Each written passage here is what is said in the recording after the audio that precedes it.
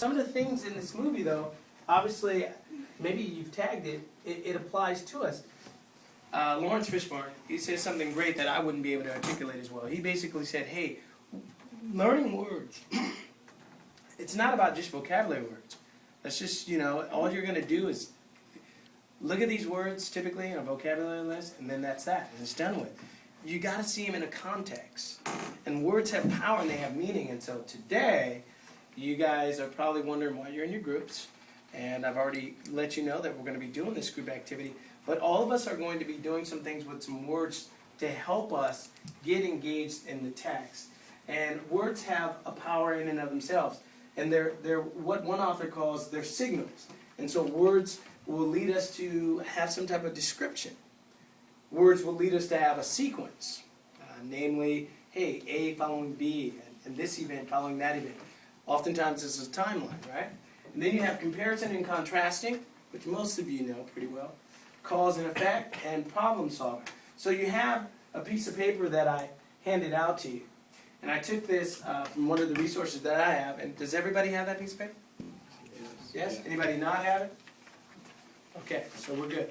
So everybody has it. I won't go through this, but hopefully the idea is to put in your hands some tools to kind of get you engaged. And this can go across every curriculum, whether it's your novel book at home, whether it's you reading the newspaper, whether it's an analytical piece, whether it's something that you really enjoy, or whether it's a boring textbook.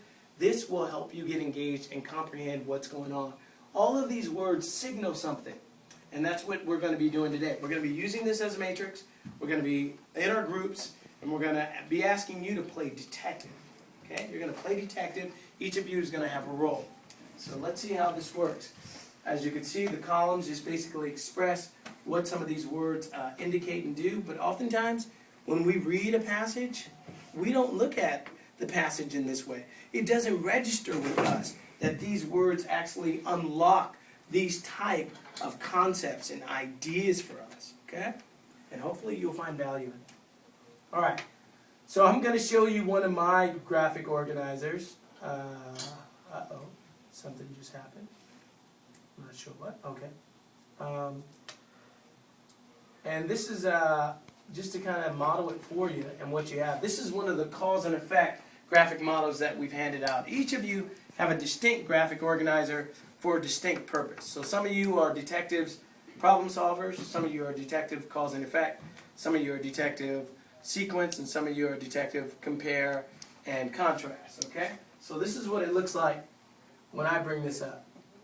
All right, here we go. Can everybody see that? Yeah. All right. I should actually add something here too. Let me add this word. Okay. Here's my key word that I find. Maybe it's a love letter. And lo and behold, it's Valentine's Day.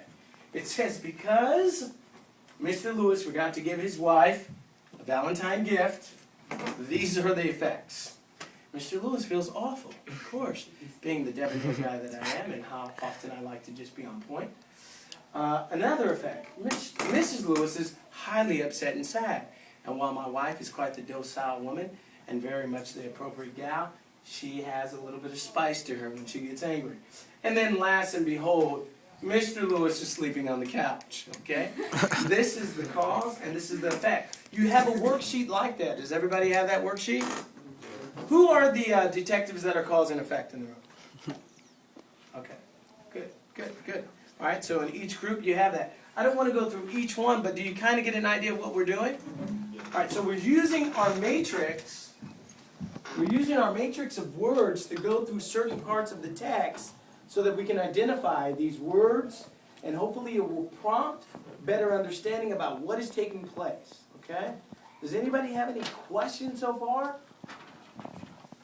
No, typically the quiet class. All right, well, let's see what we got here.